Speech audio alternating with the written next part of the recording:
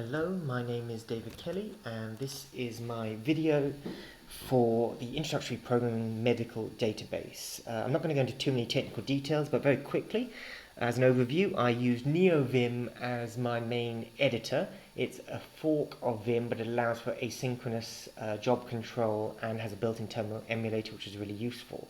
I used Eclim, which is a Vim plugin. It enables you to access Eclipse, which is running as a headless server, so you can use Vim and Eclipse at the same time, which is really lovely.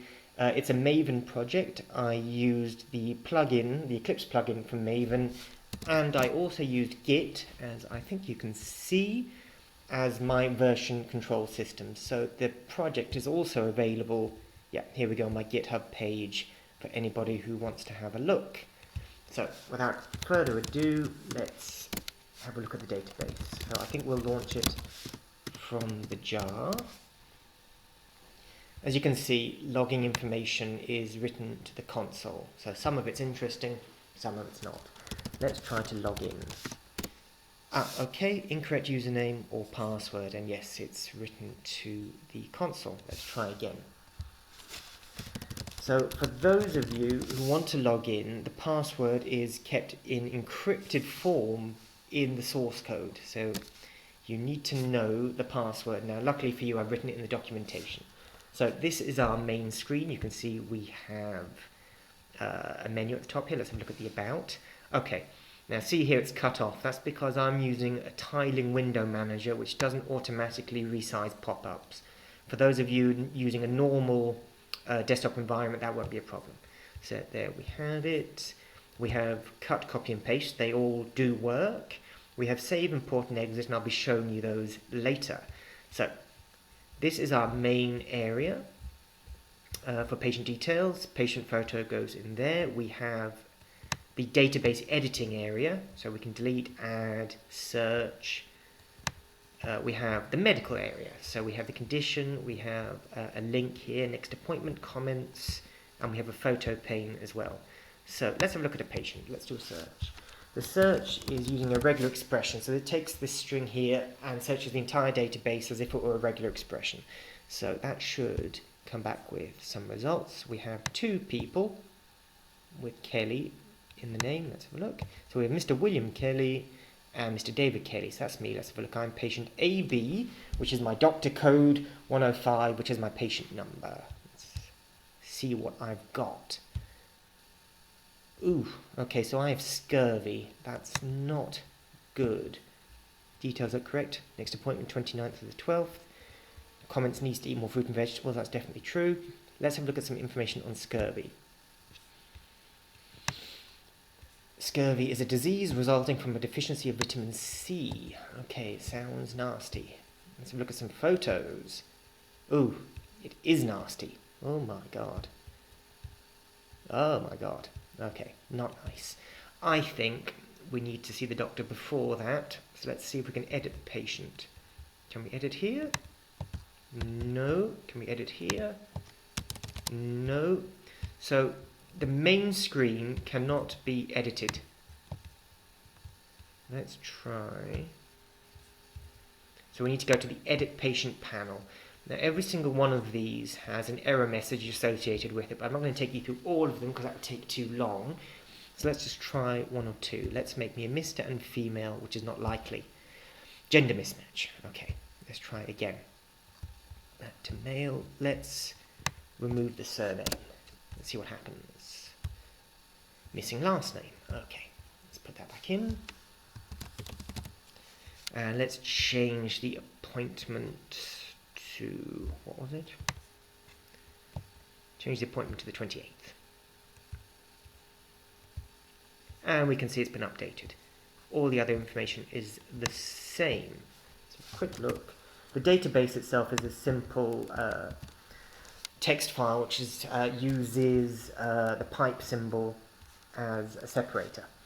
So we can see, yeah, there we go, it's already been updated.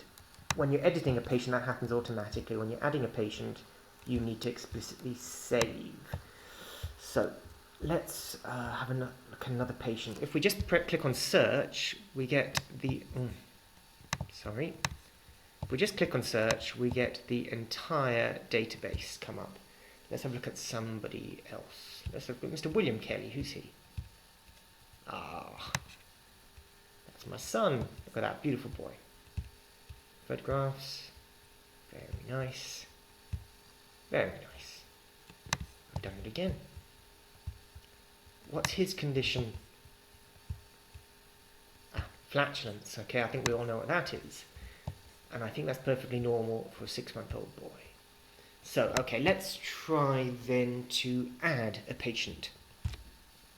So we get a pop-up screen for add a patient. Let's call this patient CC100. I'm going to make her a female. Give her a name. Let's say Jenny. Date of birth, not really important. Let's say make her reasonably young. 1990. Condition, let's say infarct, which is bad. Now for the address, we can have anything we want, apart from at the end when we have to have a valid format UK postcode, and this is checked for using a regular expression within the patient handler class. So let's say she lives in NW10 5 PP. I think that's a valid postcode. Give her a next appointment. Let's say the 30th. Okay, let's stick in a URI. Infarction. Let's copy that. And, oops. We should be able to paste that in. Yes, we can. Comments. Very young to have had a heart attack.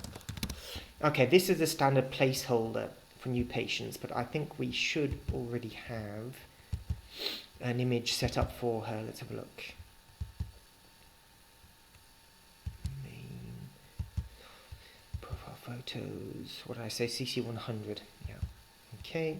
And we also, I think, should have a medical photo set up. Database, source, main sources. Yeah, there we go. And OK it. And there she is, Jenny Connolly. Let's have a look. Next appointment then. Let's close that and just check the link is working. It is. That's good. Let's see if the photos are there. Yeah, we only have one, but we can add more. Not really a problem. So what else might we want to do? Let's try to import a file. So I have an extra file here for a man called John Ali, I don't know. He's also had an infarct by the looks of it. Let's see if we can add him. So just to prove he's not on the database right now, we can see he's not there. So go to import. The keyboard shortcut also works. So Java medical database. Oops, gone too far. It was there. Extra database. Okay, so that should have imported John. And there he is. Let's do a search for him as well. And there he is. Let's load him. There's John. Medical history, infarct. Next appointment, 6th of the 1st. All of his details are there.